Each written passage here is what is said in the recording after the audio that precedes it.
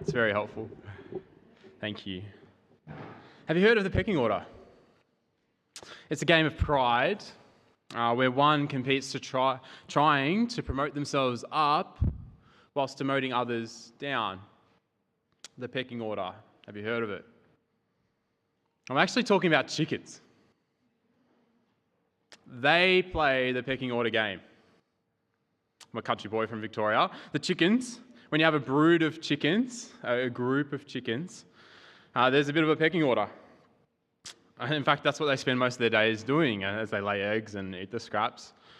They play the pecking order game. It's a ranking system.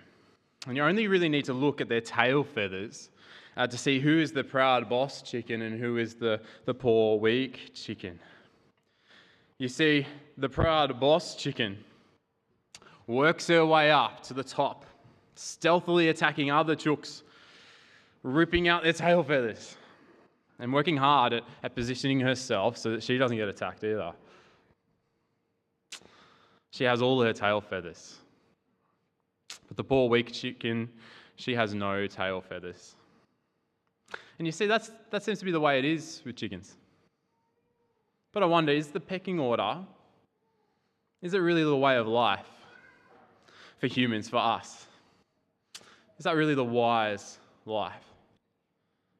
King Solomon, the human writer of these wisdom instructions from God, Proverbs, which we've been looking at, he comments on the human pecking order game in this way. What's he say? That pride goes before destruction, a haughty spirit before a fall. That it's better to be of a lowly spirit with the poor than to divide the spoil with the proud. But I wonder if we believe that that is actually true. Is that really true? Is it truly better? Do we really believe that pride leads to death, that humility leads to life? Are we really better off being lowly with the lowly than being prideful with the proud? I mean, do we really think that serving the outcasts unnoticed is better than being seen by others as successful and great? Do we really think that it's better to quietly serve your elderly or sick family with no recognition than to get the praise from an exalting social media post? Is it really the life worth living?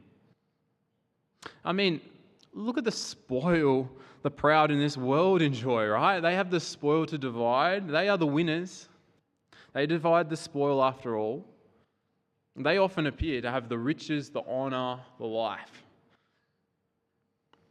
Well, the writer of these Proverbs, Solomon, he had all those things and more. He had all the riches, the honour, and the life. In fact, so much so that he excelled all the kings of the earth in riches and wisdom. And all the kings of the earth actually would come to him seeking the priest's presence to hear his wisdom that God had given him. And what is Solomon doing in Proverbs? He is observing the patterns and the order to things as he observes his life in God's world. And also from the scriptures. He has the first 5 books of the Bible and at least the Psalms of his father David as well. And what does he conclude? What does Solomon conclude? Well, he concludes that pride goes before destruction, a haughty spirit before a fall, that it really is better to be of a lowly spirit with the poor than to divide the spoil with the proud. He concludes that this really is true. And friends, I want to put it to you that we really want to see that this proverb is true, and we will see that it's true, and we want to receive and apply this wisdom. Because wisdom, which begins with the fear of the Lord, that is living in God's world, God's way for God, wisdom leads to blessing, riches and honour, pleasantness and peace, and life and protection. It would go on. The good life, the life worth living. And to receive and respond to this wisdom in this particular proverb is to firstly run from death-sentencing pride. Secondly, to receive rescue by life-giving humility.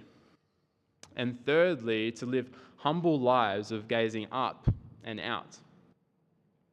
Because it really is better to be of a lowly spirit with the poor than to divide the spoil with the proud.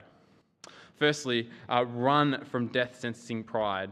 Now, what is pride? Well, from our proverb, we see that it's the opposite of having a lowly spirit. Pride is the opposite of associating with the poor.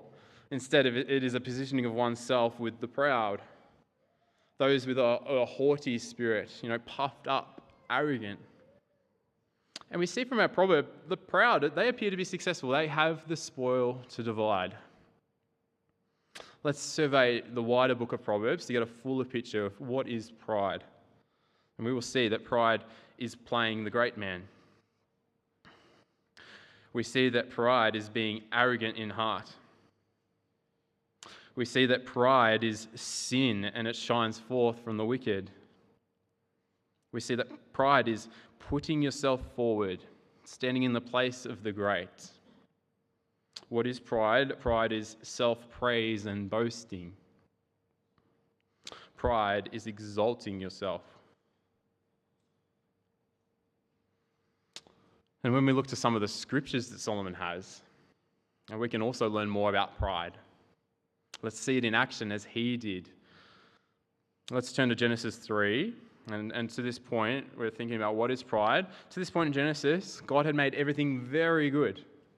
According to his wisdom, he including the order of relationships and things. What do we learn? God made humans to rule over the rest of creation, but under God and in relationship to him. But then when we get to Genesis 3, things take a turn, don't they?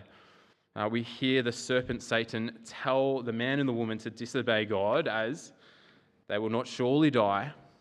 For God knows that when you eat of it, the fruit, your eyes will be opened. And get this, you will be like God, knowing good and evil. That was the temptation, to be like God.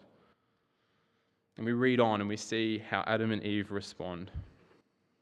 We see that Eve, she sees that the tree was good for food, that it was a delight to the eyes, and that the tree was to be desired to make one wise. And so she took of its fruit and ate, and she also gave some to her husband who was with her, and he ate. What are they doing in this moment? They're acting to promote and exalt themselves to God's status, to be like God, and they're acting to demote God from being the holy, only God. That is pride. When questioned by God, let's watch Adam try to exalt himself, blame God, and demote Eve. This is what Adam says. He says, "The woman whom you gave to me, she gave me the fruit of the tree, and I ate." Do you see that? Adam exalting himself, blaming, demoting God, and blaming, demoting Eve. It's the pecking order. It's pride. God created the order of relationships. We were made to love God, love others. But do you see that pride is the reordering of relationships? To exalt oneself by demoting others. Pride is about loving self at the expense of God and of others. Pride is at the very heart of sin. What does pride lead to? Well, in Genesis 3, so we've kind of looked at what is pride. What does pride lead to? Well, in Genesis 3, it leads to death. We read on, it's all being cast away from God's presence, broken relationship with God, hard toil, pain, suffering, and it just keeps unwinding. It's death sentencing. And again in Proverbs, it makes it clear that pride leads to, we're going to survey again, from our proverb, pride leads to destruction and fall and elsewhere. Pride, what does it lead to? It leads to poverty. Pride leads to disgrace.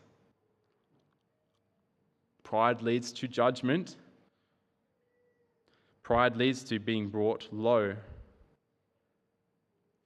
And we may question, why? Why does pride have to lead to destruction? Does it really have to? It's a bit harsh, isn't it? And I reckon, and we've all pondered these questions at some stage, there really is evidence of our pride-hardened hearts, actually, our big view of self, an awfully small, inaccurate view of God. Pride, it attempts to reorder relationships, and it attempts to play the great man, but it doesn't dislodge God. That's the problem. You can't dislodge God. God remains God. And so really, there's an encouragement for us to work hard at knowing him through his word and see actually that it's right, not only right, but good that God hates haughty eyes, that it's an abomination to him, that God hates pride and arrogance, that God turns down the house of the pride. God remains God. He hates pride. He actively works against it. And that's why if we stand in pride, we continue in pride, it leads to destruction. Pride is death sentencing. I think it's important to pause here and examine ourselves. Proverbs causes us to do that. I wonder if as we looked at the examples of Adam and Eve, I wonder if you thought, oh, how silly, how pathetic, how dumb are Adam and Eve. They had everything, they did that. And I wonder if even just then you've picked up on your inclination to compare them to yourself. And you've distanced yourself from them and placed yourself as superior to them. It can make us feel better, can't it, about ourselves? But we really need to see, even in that moment, we're just like them. We face the same consequences as them, God's judgment and death. And so knowing what pride is, knowing what it leads to, let's identify it in ourselves. Think of times when you've been prideful, when you've worked hard to reorder relationships so that you're exalted and others are demoted. Maybe for some, think of social media. That's the ultimate online pecking order game. As you post, do you post so that others will see that you're succeeding and that you'll be seen as better than others? When you flick through, do you feel worse about yourself because others look better, more successful, and then you're considering what you might post so you might be like that? For many, we ought to think about pornography. It's more than just lust. Right there is pride. It exalts you above others, and it makes you feel powerful as you control everything for your desires, whatever the expense of others. Can you think of maybe some of us times in our workplace, those moments where you might speak poorly about your colleague's work and glowingly about your own work to your boss? Maybe as a boss, if you're a boss, are there moments where you've kind of kept workers from opportunities so that you remain crucial and seen as the boss? Maybe at church, as you hear preaching, or are led in ministry of some sort, or eat the food provided, have you ever quietly or loudly remarked how poor someone else is doing and how you could do just such a better job? Or maybe have the posture of, no one can do this as good as me, so I'm not going to give others the opportunity to lead. We're identifying pride. Can you identify pride within your own family? Jostling to be the favourite child, or jostling to be the favourite parent or grandparent. Trying hard to receive the greater honour than others. Positioning yourself so that you're praised for your grandchild's achievement or your child's achievement. Maybe even as you share of your life legacy, as you look back on life, it could be quite easy to compare your life's impact with others and then rank. For all of us, just think of the last argument you had, where with words you try and tear down your opponent, whether a husband, wife, friend, family, colleague. Why? Because you want the final word. You want to come out on top.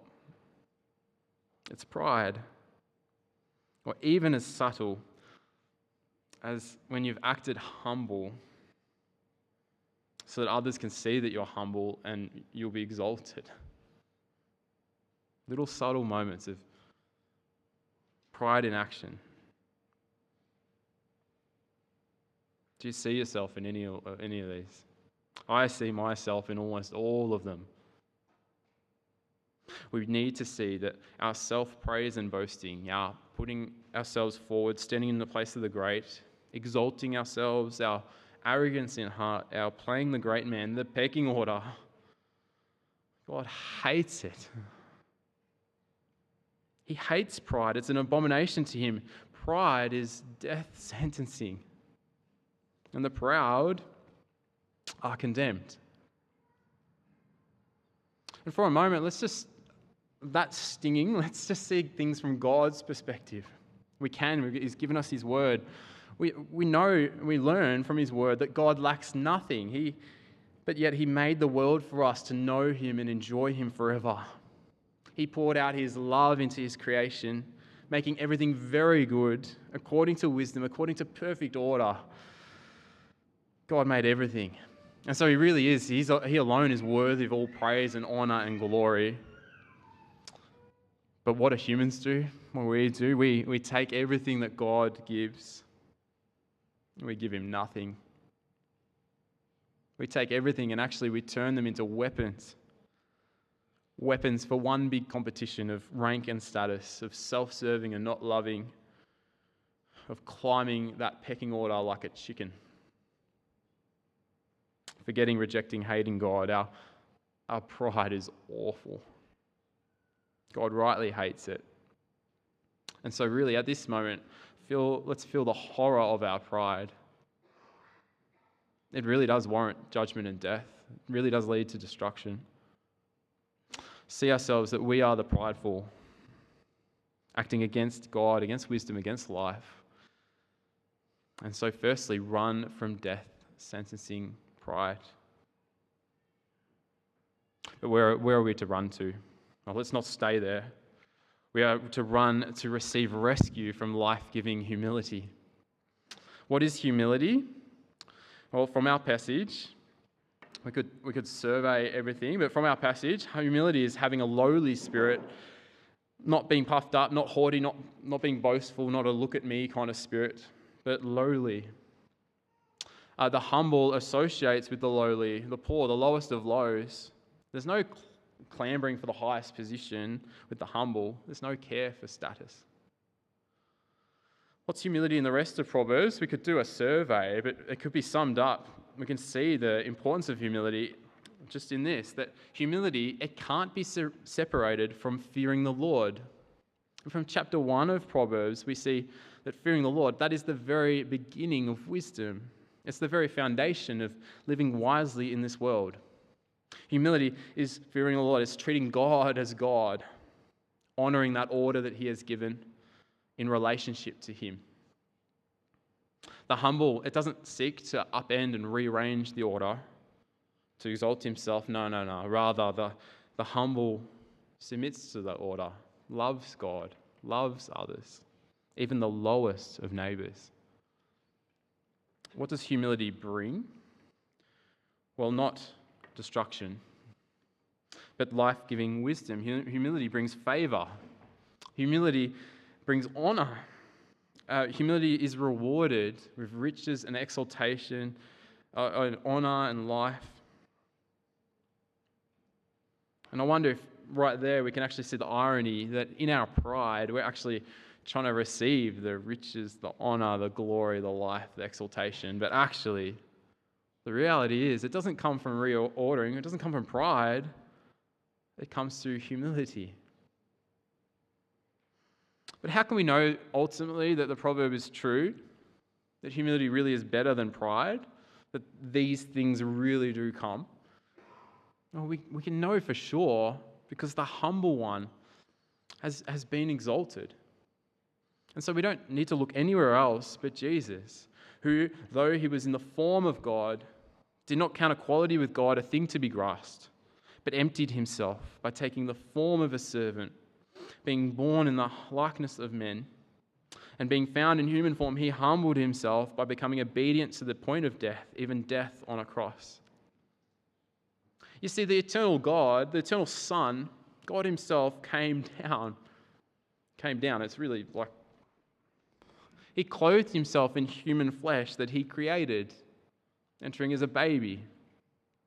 And not just that, God came way, way, way down to suffer as the suffering servant he had promised. And even lower than that, he went even lower, he came to die. The everlasting Son came to die For who? For all those who in pride acted against him, to pay in their place the penalty for their pride. Jesus willingly came all the way down to bear that in our place on that cross. But he was pierced for our transgressions. It's the most amazing news, this humility. And so, do note, we don't run from death sentencing pride to humility, the concept, as a better way of life, as if we just need to try to live humbly to fix things up, a fresh start. No, we need rescue. We run to the one who showed life-giving humility to rescue us from our death sentencing pride. It's the only rescue, our deepest need. How do we receive this rescue? Well, with humility. Hear Jesus' words as he tells a parable, and you may know this one, of the Pharisee standing by himself and praying to God. He prays, I'm thankful, God, that I'm not like this sinner, that sinner, this sinner, that sinner, that I'm better, that I do this and this and this. But Jesus also tells the story of the tax collector who wouldn't even, he stands far off, he wouldn't even lift his eyes to heaven, but just beats his chest and says, Lord, have mercy on me, a sinner. Hear Jesus' concluding remarks of this parable. What does Jesus say? He says, I tell you, this man, the tax collector, he goes home justified, declared right with God, rescued, rather than the other. For everyone who exalts himself will be humbled, but whoever humbles himself will be exalted. And so don't continue in your pride. Comparing, ranking, reordering, realize your guilt and poverty before God and humbly receive from Jesus what he humbled himself to do for you on that cross. And so if you, like me, if you felt heavy, burdened by that first point, as you saw what pride is, what it leads to, saw your own pride, ask for mercy and know for sure that Christ's humility has won that rescue from the death sentence. How wonderful. What love God has shown us. We really do have this question still. Does humility really, let me just get more page here. Yeah, does humility really lead to honor, riches, and glory? Well, we finished the Philippians 2 passage, don't we? Because we see that you bet it does. It really is better. It really does lead to those things, even though we might not see it at the moment. You know, having descended down to the lowest of lows, the servant of the least, into death, Jesus was raised up. And we read, therefore God has highly exalted him, bestowed on him the name that's above every name, so that at the name of Jesus every tongue should bow in heaven and earth and under the earth, and every tongue confess that Jesus Christ is Lord, to the glory of God the Father.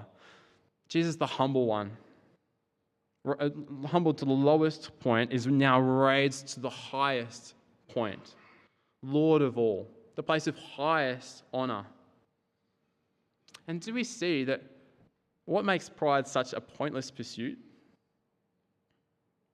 The pecking order game of who's the greatest, what makes it so pointless? It's already won and done. It's over. Jesus is exalted to the highest place. And we know that because he's been risen from the dead. And we learn from this that when Jesus returns, as we've seen in Revelation, willingly or unwillingly, every knee will bow. Everyone's going to acknowledge it. And the remarkable thing is that on that day, those who have bowed the knee in this life, who've come to Jesus empty-handed, trusted fully in his life-giving humility on that cross, that day for them, for many of us, it's going to be a day of great joy. Why? Because we'll be so filled with delight and we will share with Jesus in his honor and glory and exaltation that his humility won. We're going to be exalted with him to the highest place. But there's a warning, isn't there? That those who stay in their pride, if you stay in your pride, if you keep exalting yourself, demoting others, if you don't receive that rescue, you'll be humbled. You will bow the knee in fear on that final day to the one who will judge you. And without rescue, we know from our proverb and more broadly what the end of pride is. Well, until that day, Christians, we are called to live humble lives of gazing up and out. How do we respond to all this? Well, we respond, we first know for sure that pride goes before destruction, a haughty spirit before a fall, that it really is better to be of a lowly spirit with the poor than to divide this world with the proud. We've seen that that is true, not always from what we see in front of us, but from God's word, most of all in Jesus. And having received rescue from our death-sentencing pride through the life-giving humility of Jesus, it's just so incompatible. It's so not an option for us to return to the pecking order game, the game of who's the greatest. We can't go there.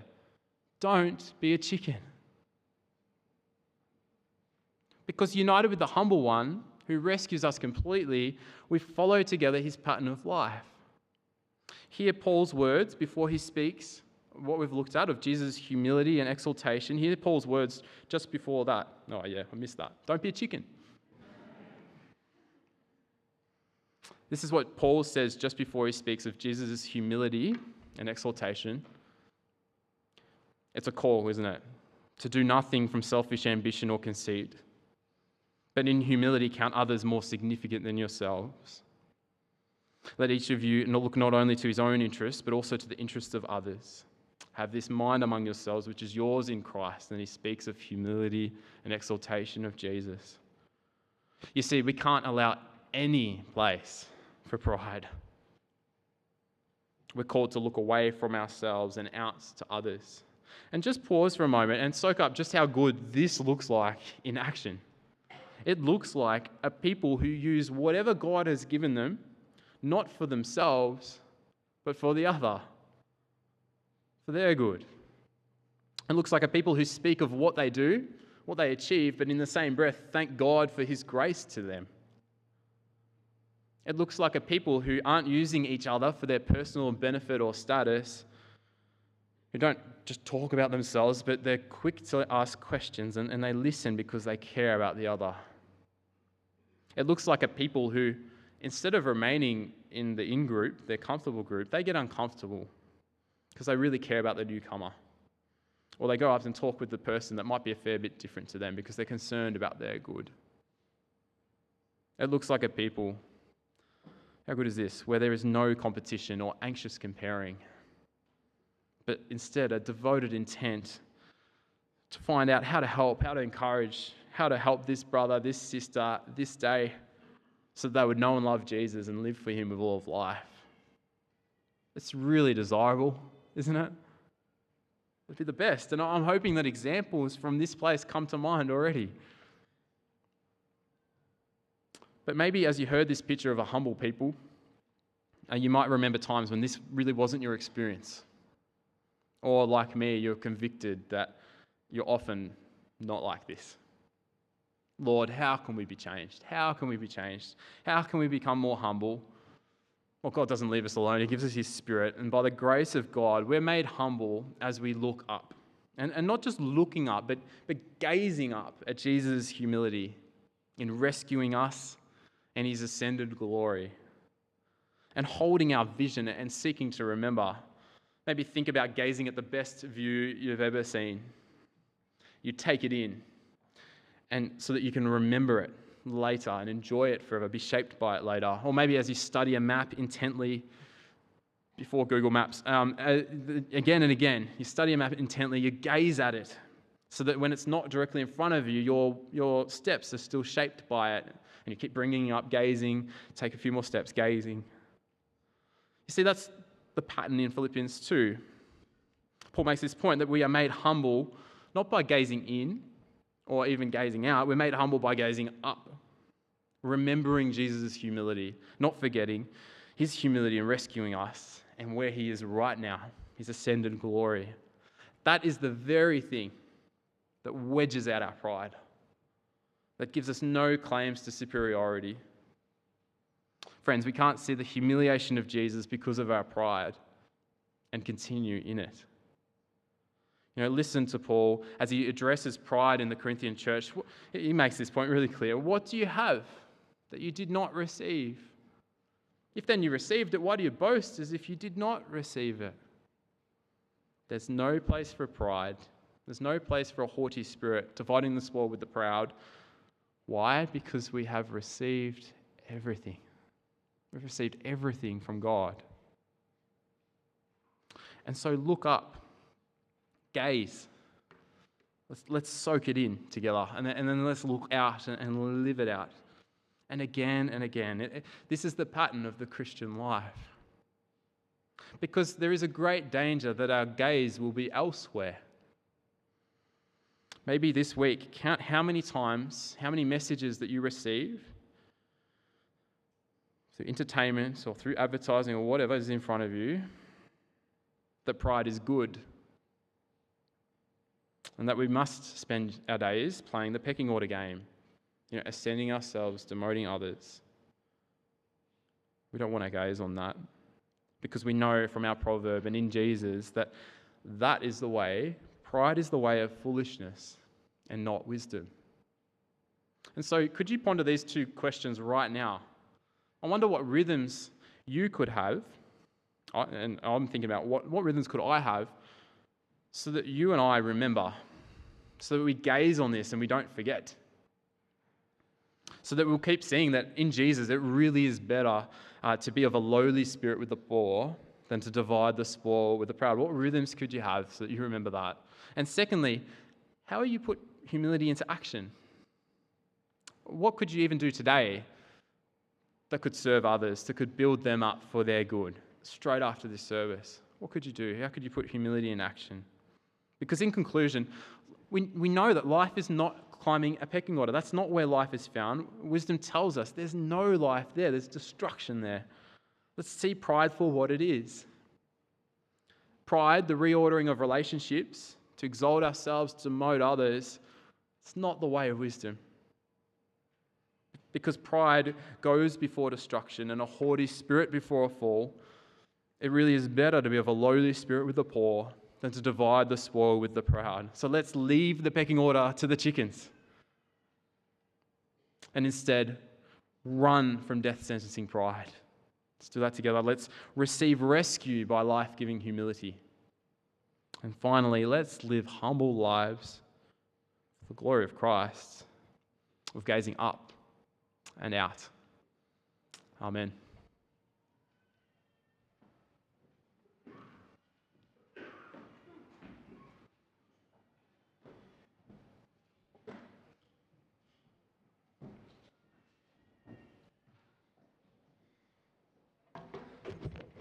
Good morning, church.